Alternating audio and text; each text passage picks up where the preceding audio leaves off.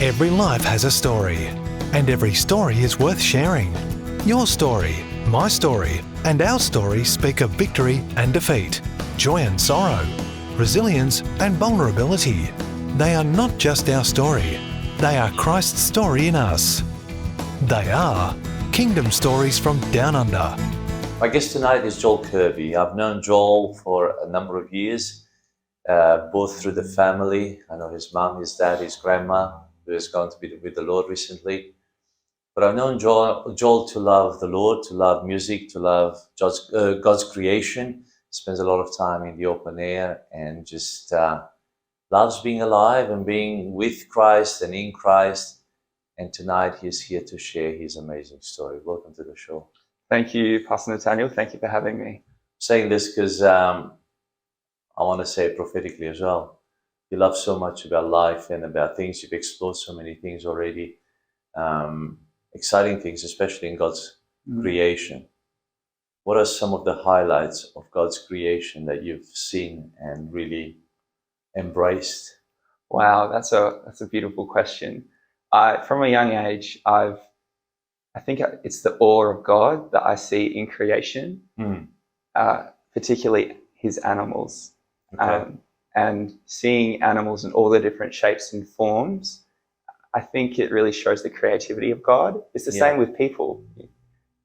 We are His canvas. I think especially new life, young animals, and how ecosystems, animals, plants, trees all work together and provide each other's needs. And I just find it so fascinating. What animals have you studied? Most notably, sea turtles.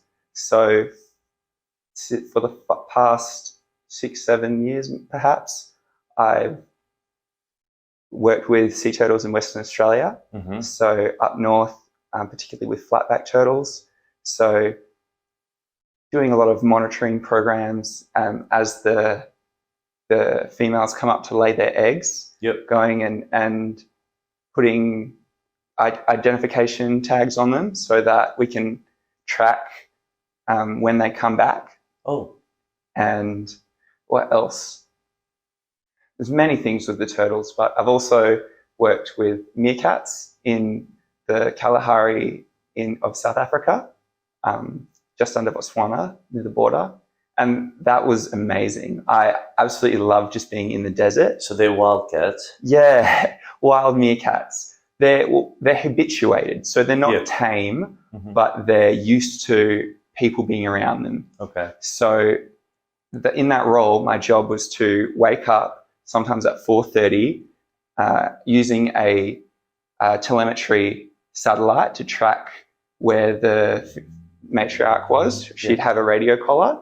And then when they wake up, we weigh them, and then we weigh them 2 other times at lunchtime and at dinner, or at bed when the sun goes down, and record all their behavior. And they become, because we were there for like about 8 hours following them, we'll do it in the morning and the evening, so we have a break in the middle of the day.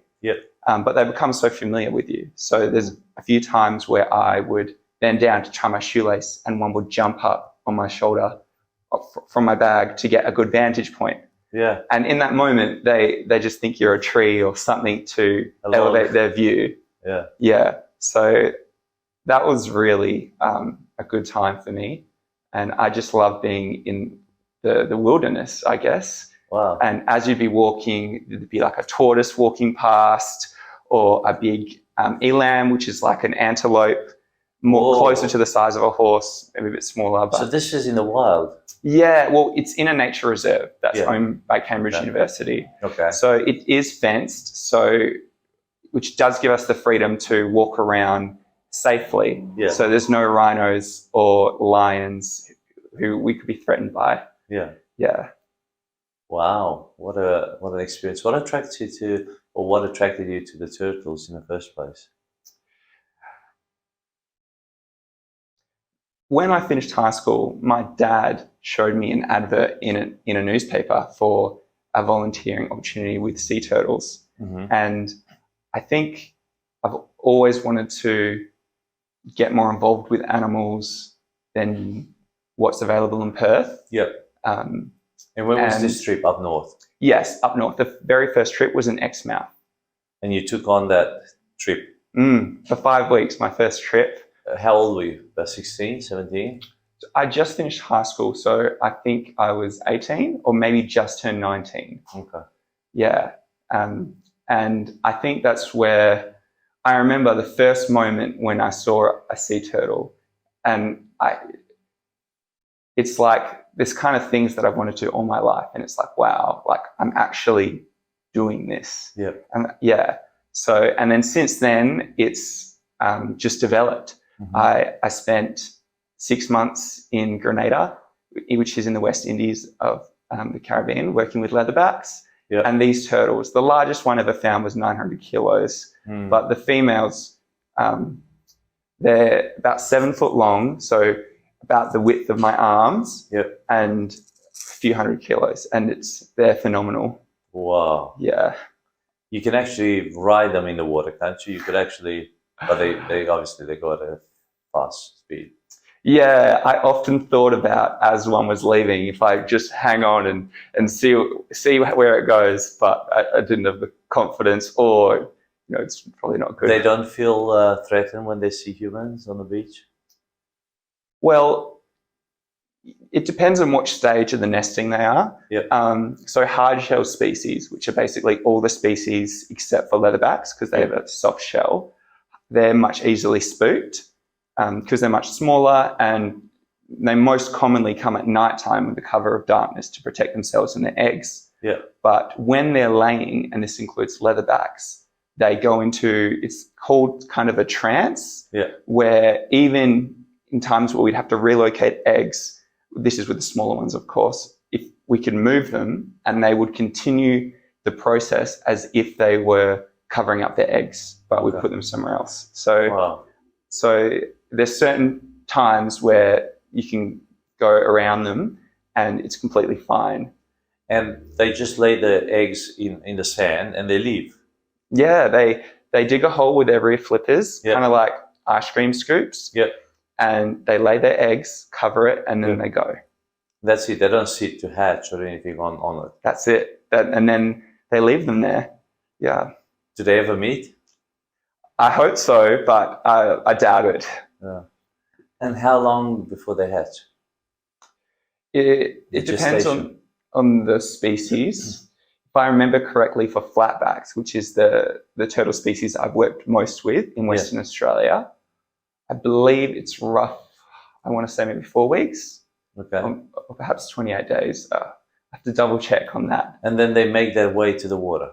Yes. So can they crawl from the word go as they come out of the shell? As they come out, they've got a little tooth on their snout, and that helps them to break out, and then that comes off naturally. Okay. But as they feel the vibrations of other hatchlings moving, that triggers them. They all start to hatch, and then with a joint effort, they come towards the surface. Through the sand. And then they look for water. They look for water and also the moonlight. So if there's a light somewhere else, so in some areas of the world where suburbia is quite built up, it can be quite dangerous because they'll go the other way or follow a light. So the moonlight and the water, of course. And a female she can lay more than one clutch in a season. So she'll lay her eggs, go back to sea, and then in a few weeks come back again. Wow, that's very interesting. So did you have an interest in animals when you were little? Do you remember? As far as I remember, I've always had an interest in animals. People have often asked me why or how come, and I don't have an answer for that. I guess that's how God made me. Yeah. Of course. But growing up, my parents were very supportive. I had lizards as pets, frogs, guinea of course. I don't remember guinea pigs, but definitely lizards and frogs and cats and dogs and such things, and a galara at one point. And your brother and sister, did they like anything? Were they into animals? Not really. I mean, my brother and my sister both had a cat and a dog, respectively, but nothing compared to my level of passion for wildlife. Wow. And you asked me why turtles, and I think with animals, I do love all animals. Yes. But I'm particularly passionate about animals that are endangered or in need of attention. Okay. And so you have a heart for the ones in need, really. Yeah, definitely. So although meerkats aren't exactly in need, I would love to one day go back to Africa and maybe other parts in Africa like Tanzania or Botswana and work with animals that are in need of help. What's your first memory of childhood? My very first memory of childhood. My very first memory of childhood. I can't say to be sure, but what comes to mind is playing in my backyard. We had a built-in trampoline with my sister, and as a child, I went through a stage where I would always wear goggles. So I'm on the trampoline outside, and my sister's near me, and I've got my goggles on. Swimming goggles. Swimming goggles. I'd wear them to the shops. And, yeah. Cute. Did you enjoy swimming as well? Swimming? Yeah. Yeah. So I'm a lifeguard and a swimming teacher. Oh. But I grew up swimming, I guess, at the beach. I love scuba diving. That is one of my passions. Okay. And my father, he's an avid fisherman. So I guess nature and those kinds of things were exposed to me early. Nice. Beautiful. You grew up in Perth? You were born in Perth, right? Yes. So I was born in Subiaco and raised in Wanneroo. Great. How was primary school for you? Primary school was really quite difficult. So I have a few learning challenges, like dyslexia and dysgraphia. And that made school really hard. Yeah. So I think I was often not the easiest child to deal with, as I sincerely hated school. So it was really hard, but there's definitely a lot of good moments in that. My parents had close friends who lived not far down the road from us. Yeah. And they had a boy who's the same age as me, and he's still one of my best friends, Daniel. So one thing that does come to mind in primary school is having lots of good times with Daniel. Yeah, wonderful. And did it change when you went to high school, or still challenging for you? Yeah, still challenging. I probably started to feel it even more. I think it was really hard for me to not be able to do the things as quickly or as easily as other kids did. And more academically or? Academically. Yeah. Because I went to all the swimming inter-schools, and I was quite a social young boy. Yeah. So that was no trouble, but academically was quite challenging. But my parents, they made sure I had tutoring. Yes. They picked it up early. Yeah. I've recently discovered this year that I've got ADHD. So as well. So I think the academic and learning how I learn has been an ongoing process. But my parents from a young age saw that I learnt, I think, differently. Yeah. And they were really attentive in making sure that I got tested for everything and went to tutoring, which I, of course, hated, but I am grateful now. Yeah. Your mum was in education as well. She worked as a chaplain in the school. She worked as a kids pastor with me for a while. So she would have had a lot of skills into helping you. It was a good family to grow up in. Yeah, it was a great family to grow up in. And so that was the school that I went to. Yeah. And I think using her influence, she helped me many times. Like in primary school, I got excused from studying French in the last few years. And now you're sorry because I don't speak French. Yes, indeed. No, that's good. Did you play much sports when you were a teenager?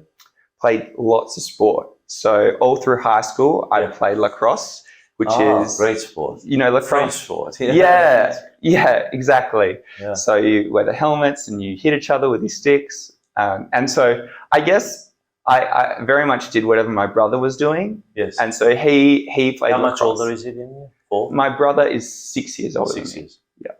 So he's the first? Then He's the second, and my sister, who's 7 years, is the first. Oh, so the gap, there's a 6-year gap between you and your brother. 6-year gap. So you were trying to catch up with him, whatever he was doing. I think my whole life I've always looked up to him in many ways. Was the gap a bit of a problem? I mean, because you were so, When I was in primary school, I think especially, my brother and I probably weren't too close. No, because he would have been in high school by then. Yeah, I was this annoying brother who would go into his room and mess up his stuff or cut his cat's whiskers off. Or that is one thing. I think I was a very naughty child. But growing up, my brother is now one of my closest friends. That's wonderful. That's absolutely wonderful. Your parents are both Christians. Yeah. And your grandma was Christian as well. So how was that? How did that help,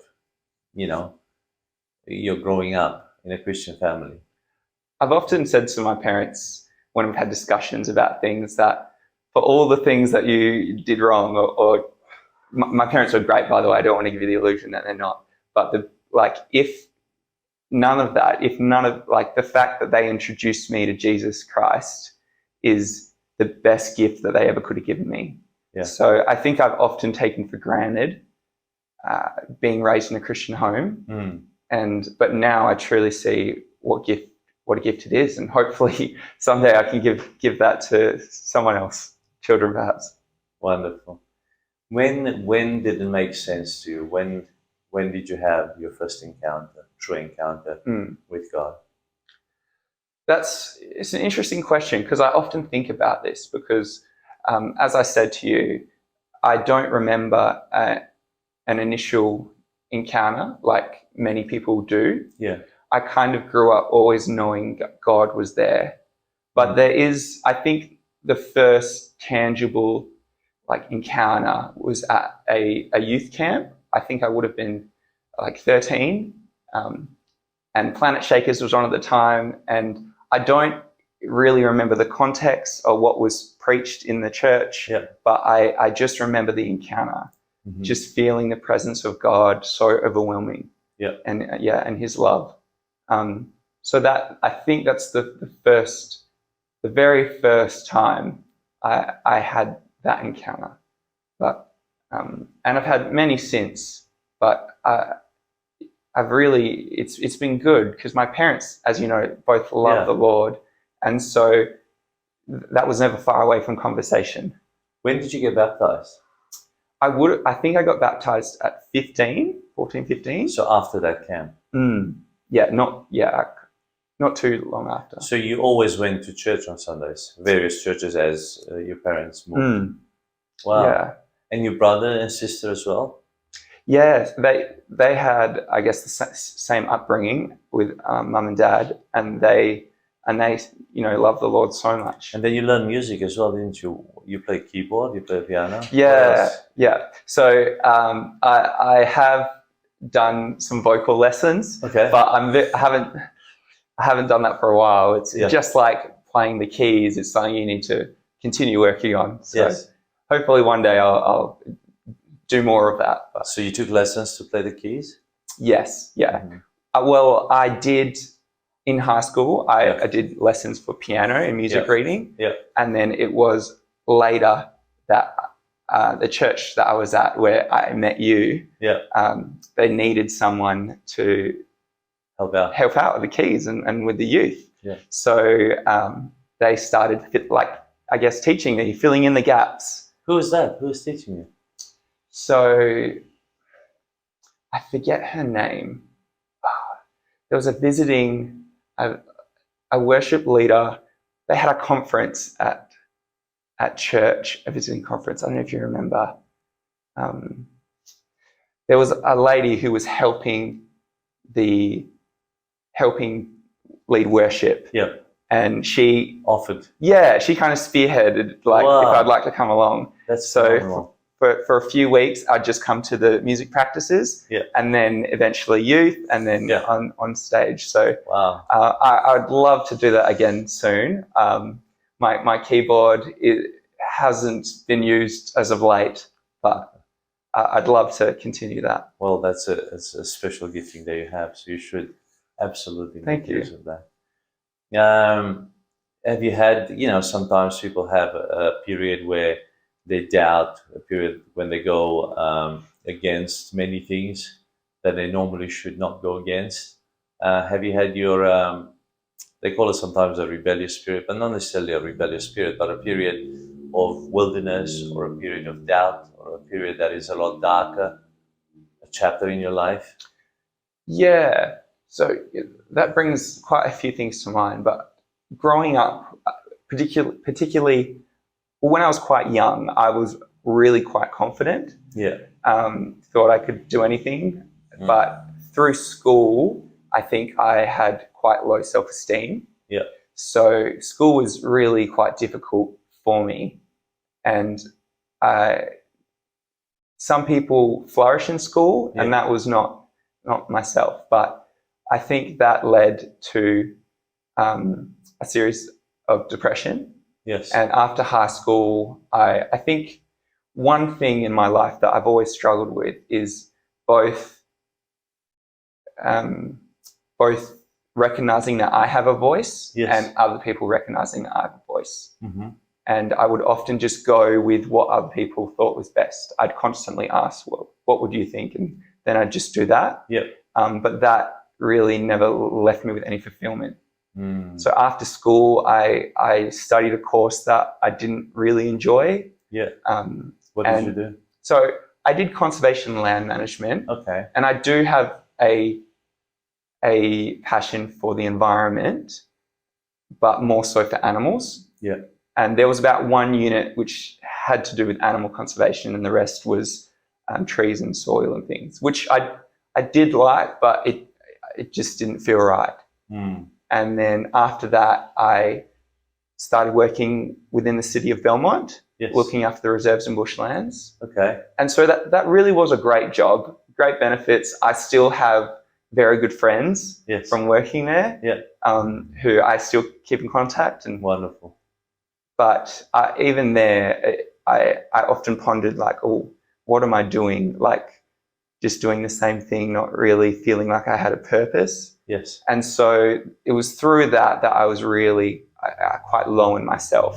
And during this time, I also was every summer that I'd be working with sea turtles. Yeah, so that would be a trip away somewhere. Yeah. So I'd go away usually for 2 or 3 weeks up north with Parks and Wildlife, first as a volunteer and then as a team leader to work with the turtles, which I loved. Yes. And through that, an opportunity came up to work as the research and project supervisor for this project in the West Indies. And so during this time, I felt like, oh, this is it. Like, this is my, I guess, breaking point from this. It's something more in line with what I want to do. And so I applied to go for 6 months. It was a paid job, or very little pay? Very little. But enough to survive? Enough to survive. And the cost of everything in Grenada is quite low. Yeah, it's just the flight getting there. Just the expense. That was all my expense, really, the flight. And you're not fancy, so it's not like you need a lot of staff. And just a bag for 6 months, and I like kind of the rough wilderness thing, adventure. Yeah. So going into this, I was low, but I really saw that this could be a new adventure, something that would change things. So I took 6 months leave from my job, which they approved. Wow. Which is the good thing about government. And I went, and it really, I think, was a turning point in my life, I think, for many other things. But I'd really call that year like you said, wilderness, like I guess a wilderness year. Yeah. And it was probably the hardest time of my life. And although I was blessed by going, seeing these massive sea turtles, which I've always wanted to see, and the jungle there, and monkeys and iguanas, I really had some hard time with people there and being mistreated. And I guess I would say it was a form of abuse. And it was really hard. Yeah. And I think that's when, I guess, that depression turned to, seeking for a way out. And I started to consider suicide. While you were in Grenada. It's harsh, because you're away from your family. They probably don't realize what you're going through. To that extent, you've stepped down on a limb, and all of a sudden you're battling with these mental issues, thoughts, depression, challenges. It's interesting, but what kept you going?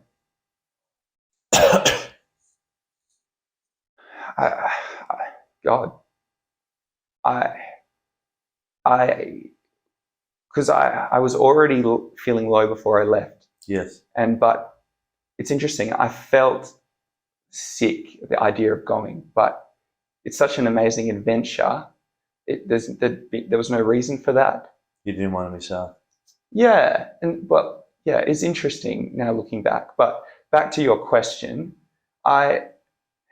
when someone tells you and treats you like you're worthless and you're a thing low every day, and to other people in front of you, eventually I believed that I was worthless. And I remember I would sit on my bed and take communion, and it was the only way that I could get through the day, just trusting in God. So even when I felt like he wasn't there for me, he has been there for me. And that is sincerely how I got through it. Was there a practice that you learned at home? Yeah, so my parents take communion, I wouldn't say regularly, or not ritually, but regularly. And I guess I took communion today. I think it really helps me to set my sights on God, just to remember what he's done for me, and that why he's done it, and that he is still looking after me. Yes. Special. Did once you got back, how did you settle back in here in Perth? It was really hard coming back. It was difficult coming back. Because of the job or relationships, or? Well, definitely relationships. So I met a girl in the Caribbean. Yes. And she didn't know God, and we didn't exactly have a didn't start a relationship. But in a time where I was feeling so low, she was someone who validated me and would listen to me. And so I really formed a connection with her. Yes. But before I left, a couple months before, I said that we can't take this further. I need someone who has the same beliefs as me and wants to pray with me and for each other. Yes. And that was difficult because I felt like I couldn't be with her because I really wanted to. So I guess leaving Grenada, leaving her, and then now with the feelings, I guess, of almost self-loathing, I just didn't know what was next for me. Yeah. And while I was in the Caribbean, this is when I got the offer to go to Africa. Yes. To South Africa. Yes. So when I got home, I resigned from my position, and that summer I was going to go to Africa. Yes. But I was such a bad state mentally, like not really looking after myself, that I had to cancel the trip. And then not working, and then I couldn't see any foreseeable future, I guess. Yeah. And that's, I think, when I was in a really dark time. Even darker than in Grenada. I think that Grenada led up to that moment. Yeah. But it was just building up, piling up. Exactly. The thing which I'm now learning is with mental health and with suicide and suicidal ideation, it often starts as depression, and then people go through a form of trauma. And then after that trauma is where they get to such a low point. So coming back, I had PTSD.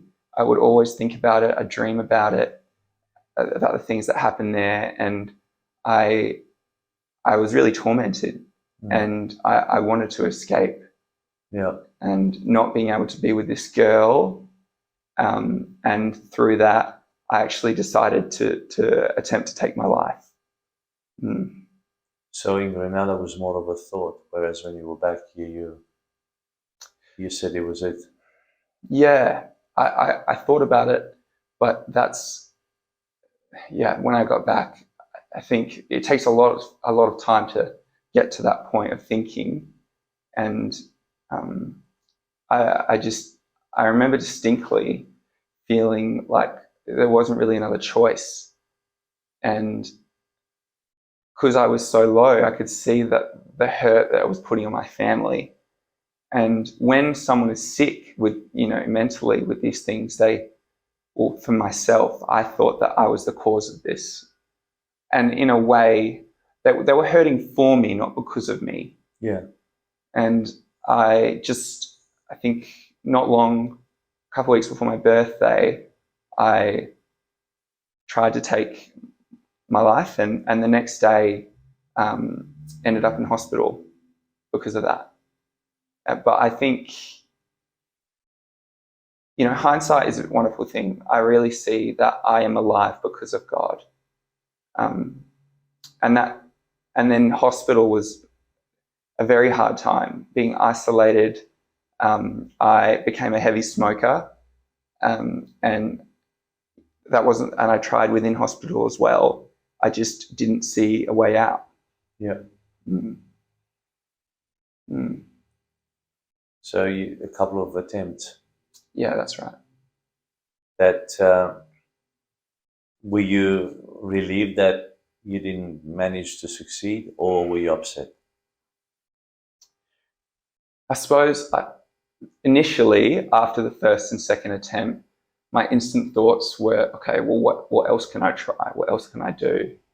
And the second time, if I wasn't in hospital, you would have died. There would have been no protecting me from myself. Yeah. So I think hospital was really a turning point where I could be kept safe from myself in involuntary care, where I could get the help that I needed. How did these unsettle your family? It broke my family in many ways. Seeing my family hurt the way they were, it was... Could you sense it? Yeah, I could sense it, very much so. And my whole family was hurting, and I blamed myself. I blamed myself for it. And that was even like in that state, that was more reason. I would think that if I just go, they'll be okay. Which isn't true at all, of course. You were dark then. Yeah. In the midst of all that, spiritually, did you have awareness? Did you have a bit of spiritual awareness of the battle that was going on in the spirit world? I'd say minimal, I think. Now I'm extremely aware, but I think I didn't realize it as much as I did then. And I think I was very deceived and blind, and in my mind, this was all caused by me, and that I actually... Guilty. There was guilt, a massive so shame much and guilt and shame, so much guilt and shame.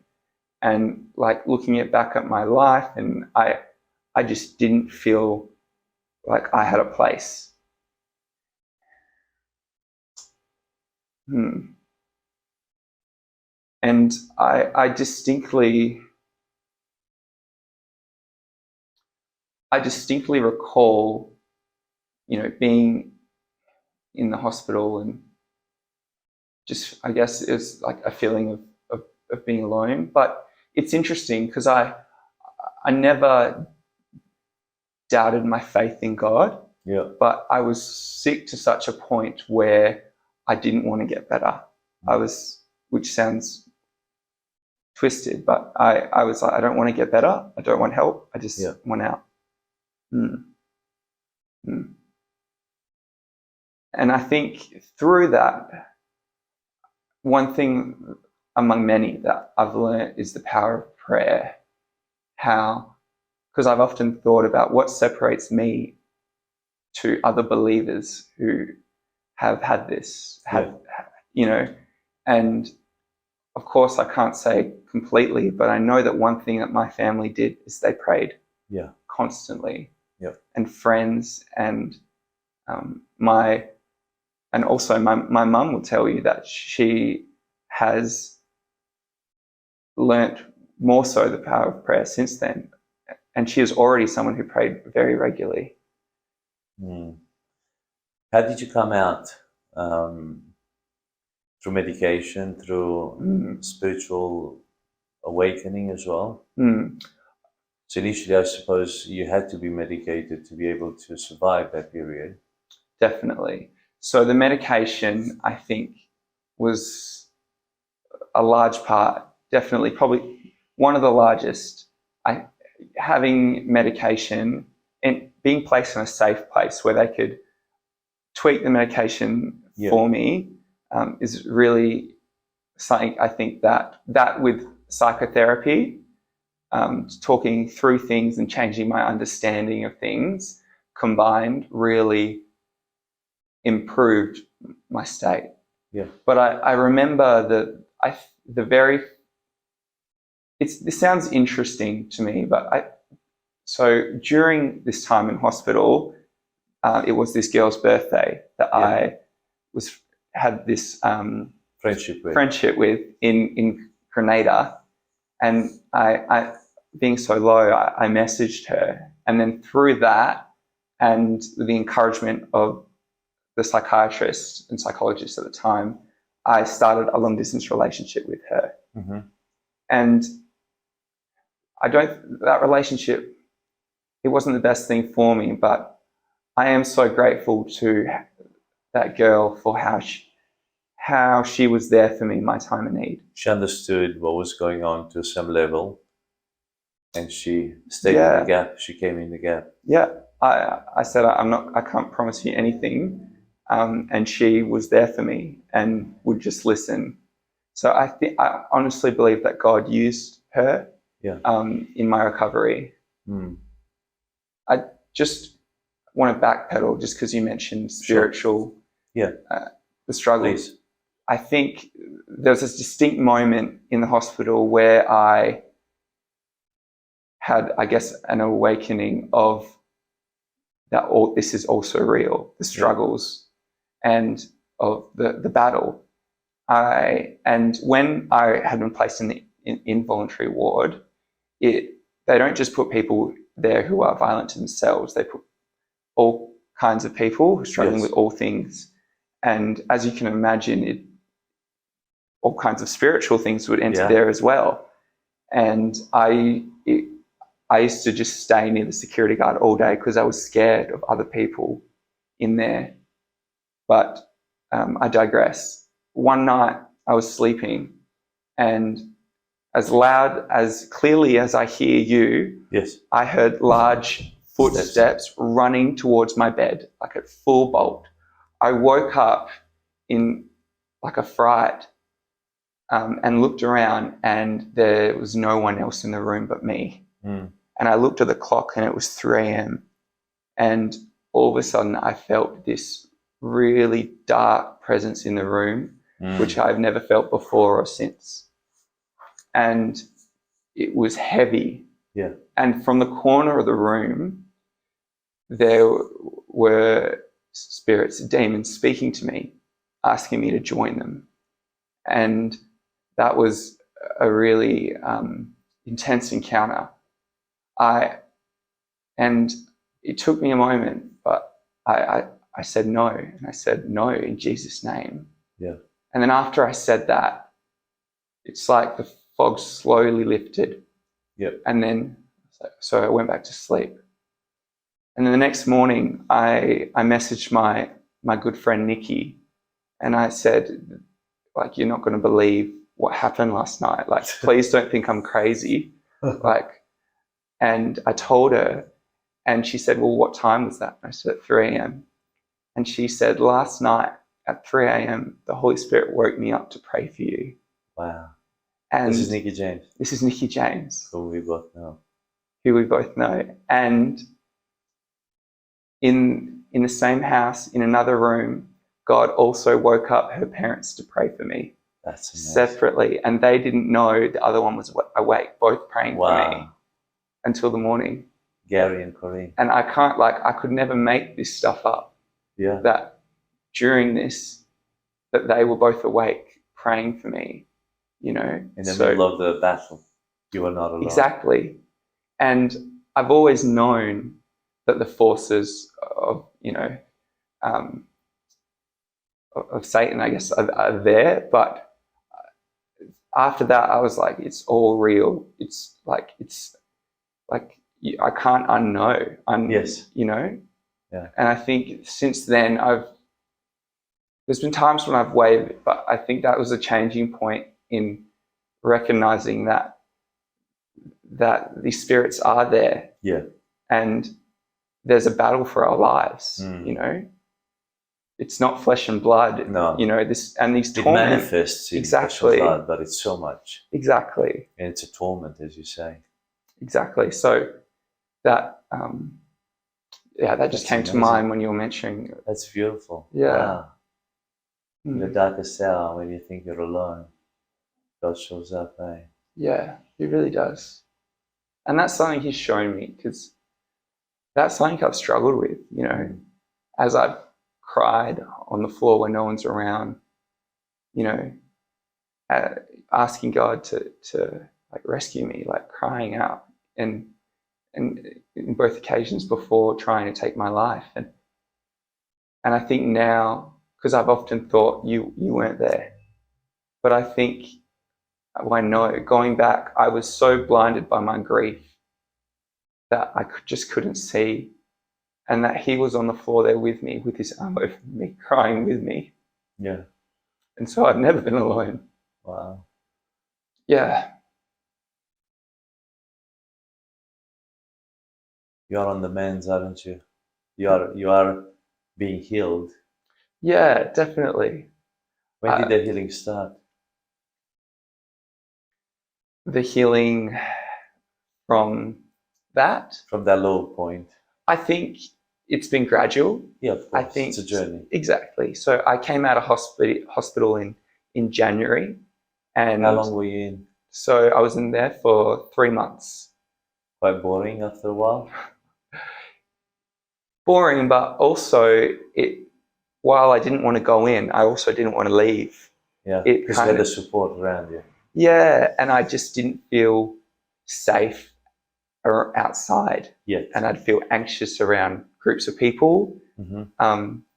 And so I started with day visits, leaving, and then gradually with healing and the support of the family, like praying for you. Oh, I could not have all of this because of my family. They've been there for me through everything, whether I'm on good standing with them or whether I'm not. They're there. Yeah. Yeah. Well, your dad's had his challenges, hasn't he? He has with his health. Yeah. But he still has such a great faith in God. Yeah, he's one of those word of faith, man. He just utters it, speaks it out, and he believes it, which is wonderful. He does. So you're 8 months now into your recovery. How are you feeling? How are you traveling? So 8 months in. So one thing I think that really came out of that is starting to think about what I want to do with my life instead of just it being dictated for me. Sure. And with my education, I never thought I could ever amount to more learning. Yes. And I thought I hated learning, but what I recognize now is that I love learning, but just differently and specifically. Yes. And as a child, I always wanted to study zoology, animal behavior, animal groups and how they work and function. I always wanted to, but I never thought that I ever could. Yeah. It was something that I just didn't think about because uni, there's no way I'm going back to school. But out of that, I was accepted at UWA to study zoology. Whoa. And so that was like a mind-blowing thing for me because this is something I've always wanted to do and now that God's leading me into. And so 8 months in, I'm doing great. You're at things uni? are good. You finished a number of units in the first semester? Yes. So I went in through a specific pathway. Yes. So I had to do like a specific English and maths unit. That's fine. Just as a broadening unit, so no extra. So that went well. And doing biology in my first units and animal function, just cutting up different animals, and I loved it. So 8 months in, it was going well. But I don't think I was really going to church in that time. So I guess I've allowed hurt from people to get in the way of my relationship with God many times. And I always loved Jesus, but it just wasn't a priority, I guess, at that time. I was at uni. I had a long-distance girlfriend and by this time, so within the semester one break, I went to America to visit her for the first time. And she was lovely, her family was lovely. So like I was on cloud nine, really. It was a very good year. Yeah. It was a very good year. And I turned down this offer to go to South Africa, but they still wanted me to come. Yeah. So I thought about, instead of doing it after my degree, that I would do it the next year. Because in my mind, I would be married. So so I deferred the next year, 2020, and at the start of the year, packed my bag and went to South Africa. Oh, you did? So this chapter wasn't this year, it was in 2020? 2020. Yeah, okay. Yes. Before COVID. Well, COVID happened while I was there, I guess. So when I went there, I heard about something in China, but I didn't know what it was, something small. But there were temperature scanners in South Africa at the airport. I was like, that's unusual. Yeah. But people ask me what my view is of South Africa, but in truth, I didn't really see it because I was... the airport straight to the jungles and that's it. Yeah. So 5 hours away from the nearest town. Yeah. And even when I left, many places were closed. Yeah, which I wanted to go safari and see lions and giraffes, but that's the next trip. Yeah, great. Yeah. So at the moment you are second year, third year university. So I've just finished my first year. Yeah. So Grenada and hospital was 2018. Okay. Then my first year of uni was 2019. Yes. And then 2020 in South Africa. So I've still got 2 more years after this. Okay. Yeah. What else is happening in your world at the moment? Girls? Yes. Well, the one girl. So yeah, things with her were going well. Where is she? She's in America. So she's in America at the moment. So she was studying in Grenada to become a vet. Yeah. And then was doing an internship at a hospital in Tennessee in America. Yeah. And I can't remember if it was prior to Africa or after, she actually came to visit, well, it would have been prior, to visit my family. And I had since gone back a few times, but that was really nice having here for Christmas and meeting my whole family. Nice. And I think it was difficult for my family that I was with someone who didn't know Jesus as they did, and I did. Yes. But I think they let a lot of things, well, they didn't address a lot of things with me because they were still so cautious about my health. Yeah. I'd have my sister buy me cigarettes and such, which, yeah. But I've since stopped that. You've quit. Well done. But do you think that's spiritual as well? So was it a coping mechanism for you, smoking? When I started it, I was just looking for anything to numb the pain. But the emotional pain, not physical pain. Exactly, emotional pain. And that's with people who do self-harm as well. Because when your brain registers emotional and physical pain the same way, so when people cut themselves, as I did, it releases chemicals to numb that pain. But when you've also got emotional pain, that it numbs that as well. Yeah. So anything just to numb the pain.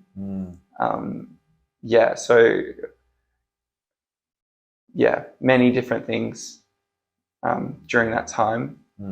But South Africa was good. But I love people. I need to be around people. And so I originally was going to stay 12 months. Yes. But I decided to shorten that stay to 7 months.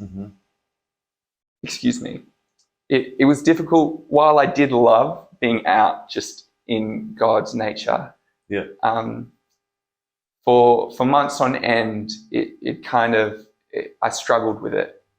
And I, again, was questioning, like, what am I doing? And with the more I learn about myself about ADHD is that people with ADHD need to be stimulated. And there'll be often periods at a time that were quite monotonous. Yeah. And so I decided to start uni again part-time. Yep. And go to Tennessee to see my girlfriend. And things were really good with her, but the thing with long distance, it's not always easy to have important conversations. Sure. And even when you do go and see each other, it's often not real life because you're on holiday. Yeah. And it's just not a representation of a real life between two people. So, and I bought a ring in South Africa, and we'd spoken about marriage, and it was kind of like it's happening basically. Yes. So I went and had a ring made for her, and I was so excited. I couldn't wait. And once I finally had it, I was like, "This is happening," Yes. Because I guess the whole time I was still questioning this relationship, I guess. And definitely with my parents, I would often say, like, I'm gonna marry this girl, Mum. Like, I'm doing what I want, kind of thing. But I really realize now that I was trying to convince myself. But I loved her. Yeah. And I flew to Tennessee. Well, I got stuck in Johannesburg for about a month because of COVID. So from South Africa, you went straight to America? Straight to America. Yeah. Yeah. So I went straight there to Tennessee, and I was in Tennessee until, I think, November, from August. Wow. That's nice. Or not so nice? Sometimes nice, sometimes not so nice. Who did you stay with? So I stayed, there's where my girlfriend was staying in an apartment that had like an offset room. So I basically in the same house, like a extension. Sure. Yeah. And her parents were there? No, so she was from New York. Okay. So she had gone there for to do an internship for her vet studies. Okay. And that was difficult because during COVID, even in America, you didn't really go anywhere. And she would be out all day and I'd just be there. And studying at UWA online meant I'd sometimes have to be up at 2 a.m. for a 2 p.m. tutorial and lectures. And for everything that I needed to interact with, I'd be up. But I learnt to just record the video if I didn't need to, and just hope they don't ask me a question and then watch it the next day. Yeah. But that was in a parallel to South Africa. It was also a really isolating time because I was on my own for most of my time. I couldn't really go out or do anything except for the shops. And when my girlfriend came home, she was really quite tired. But I remember the phone call that when I called her parents to ask for their permission to marry her. Yeah. And it was a good phone call. They were like crying, they were like so happy, and I had a great relationship with them. Yeah. But I think the first moment of doubt I had was when her mum, I guess, almost warned me, but wanted to clear things with me. And she said, my daughter she's really driven, I know that you're very religious. She's not too religious. And although I told myself that I'd accepted that, I'm like, I'm going to marry a non-Christian. Like, that's just how it's going to be. And I really had the belief that was in the Bible to protect the believer from compromising. But now I genuinely believe that it's better for everyone, for the unbeliever as well. Although I know God does and can redeem situations. So that was the first moment I was like, oh, interesting. And, when you start a relationship with someone, you show your better half. You're like, if you're not interested, you say, oh, I'm, interested or this or that, because you want the other person to love you. And that is kind of what happened with both ways, I guess. But I regret how much I compromised during that time. And in such things, no one starts out, but slowly you slip. If it's like, okay, this, and then it goes further. But these things were in my mind, but I was like, well, I'm marrying her. So I took her to a really nice nature park in Tennessee. Not to a restaurant. Well, we both love the outdoors. I was going to say. Yeah. This should have been it, And? So, and I've got the ring, and I'm talking to her. I'm like asking, trying to gauge our future. I'm like, so we'll go work with animals in Africa and things like that. We always spoke about, and kids and kids had always been something that I definitely wanted, but she was like, well, maybe someday. Yeah. And talking about that, she was like, well, I need to study and do this and then, a doctorate. Or she was probably the most ambitious, driven girl I've ever met. Yeah. And so we were talking about that, and I was saying, well, can't we have kids while we're doing all these things? And she just really wasn't in the mood for talking about it. Yeah. And I said to her, I was like, well, what happens if I want kids and you don't? And she said, oh, we won't get married then. And because we weren't exactly engaged then, but in our minds, it was a thing. A done deal. So, but when she said that, it was kind of as a jest. But when she said that, I was kind of taken back a bit, because I was like, whoa. And that's when I really started to doubt. And whenever we'd have a hard conversation, she would shut down and just stop responding. So that was really hard. And over the next few months. So you didn't pop the question? Never gave her the ring? Not then, no. No, I didn't. But yeah, because the reason I didn't is because I'm like, okay, well, I want to go through some things with her first. Yeah. But over the next few months, because she was also doing a master's while her vet degree in some biology, maybe marine biology. Yeah. So she's very busy. So she'd come home, either be working or watching TV. And I'm happy to watch TV, but I want to have deep conversations, and that wasn't really her. And I think like it gave me a picture of like, oh, is this what our life is going to be like? I think something that wasn't helpful in my recovery was that while Amanda gave me attention when I wasn't doing well, when I was fine, I was almost ignored. And in that way, I think I subconsciously started to increase that so that I would get her attention. Yeah. Which was not healthy for me at all. No. Yeah. And her working so often and working, I really doubted if that's what I wanted my life to be like. Yep.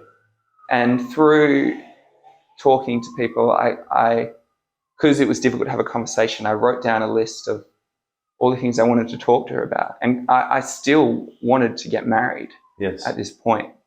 And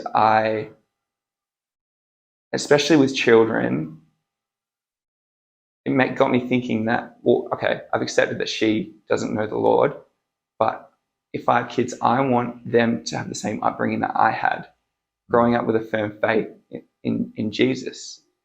And I was writing all this down and addressing her to this. And she said to this, well, isn't it fair that we both give our beliefs to our children? And that is completely fair. Yeah. But in my mind, they wouldn't have a firmer belief in God as I did. And through the next day, we both cried and didn't talk much. And we both sat on the floor of her apartment, and I said, is it okay if we just date for a while instead of getting married, while you decide if you want like God and Jesus in your life? Yeah. Because when I started realizing how much I wanted my kids to know the Lord, it's like I was rediscovering how much I actually want someone to share that with as well. Yeah. And she said, no, I don't want that. It's like you're pushing me into a corner and you're forcing me to decide. And I understood completely where she was coming from, but there wasn't much more where I could go for that. Yeah. So then we broke up, which is so painful. So painful. Because it was conviction. It wasn't a lack of love. So I still had these feelings for her. Sure. And, living right there next to her, it was so hard. And I needed somewhere to go. And it was really interesting. My friend, who I mentioned briefly earlier, Daniel, his wife's sister's youth leader, through connection of a connection, they ended up housing me in Tennessee. Nice. And they were a young Christian couple. Yeah. I think they married me 1 or 2 years, and they loved the Lord dearly. And just in every day, I was there for maybe 2 weeks before I could get a flight. It was COVID. You saw a happy family. Yeah. You saw and what Christian life worship music, things like this. Yeah. And Amanda didn't, and I didn't have any of that. Sure. And I saw like, this is what it's supposed to be like. This is what I want. Yeah. And I eventually got a flight home after $9,000. and I was in hotel quarantine, and she messaged me, and she said, if I decide to have children with you and become a Christian, can we still be together? And that was so difficult, because that was everything I wanted. Yeah. But I felt so strongly that if she's doing it for me and not the Lord, she will either resent me, resent God, or not follow through. Yeah. And so I had to say no, and it's taken me such a long time to get over that relationship. Yeah. And now, whatever the outcome, whether decide to get married or not, or whatever stage, I feel so much compassion for people in relationships with people who don't know Jesus. Yeah. Because it's so hard. I mean, for myself, I would say that the largest part of who I am is my faith and love for God. Yeah. And when you can't share that with someone who you're closest to, it's heartbreaking.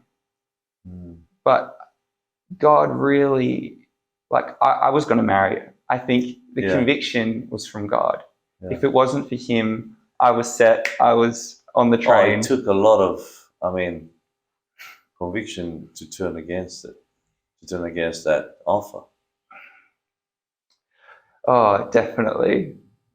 Definitely. So that is over. Amanda is a past chapter. Yeah. And I still care for her. Sure. And I think to myself, if she one day meets Jesus, all of that will be worth it. Yeah. You know? And I hope that one day she does. But when I came home, it's like I was smoking again. I'd kind of crawled back into myself again. Not to the level where I was in 2018, but still wasn't doing that great. Yeah. And at this point, I didn't regularly go to a church for about 2 or 3 years at this point. And I remember I was sitting in the back of my car, or my parents' cars were going somewhere, and I remember saying, I just wish that I could find a good church like for me. Yeah. And at that moment, she got a message from her friend whose daughter recommended a church for me. Wow. At that moment, as I'm complaining about church. Yeah. And it's coincidences like this that so often that I could never dispute God. And it turns out that with her daughter, Maddie Richards, we never ended up meeting up to go at the same time. And she ended up going to another church. Wow. But going to that church, they really took care of me when I was in such a low place and kind of helped me recover. And it's interesting, perseverance builds character and God refines us, but being refined is always so painful. And I used to hear a song that has similar words, like asking for God to refine us, and I used to cry because I didn't want to be refined because it hurts so much. But I can see how God has shown me things and brought me closer to him that I wouldn't have had the opportunity of if I haven't had gone through these things. And I would love to be able to be there for others who have and are going through these things with relationships or mental health. Yeah. And to have a voice. Because everyone has a voice, whether they know it or not.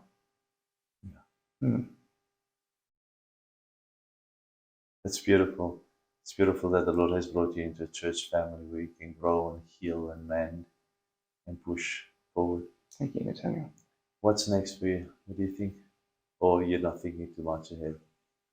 Well, since that, I've continued my zoology degree. Yeah.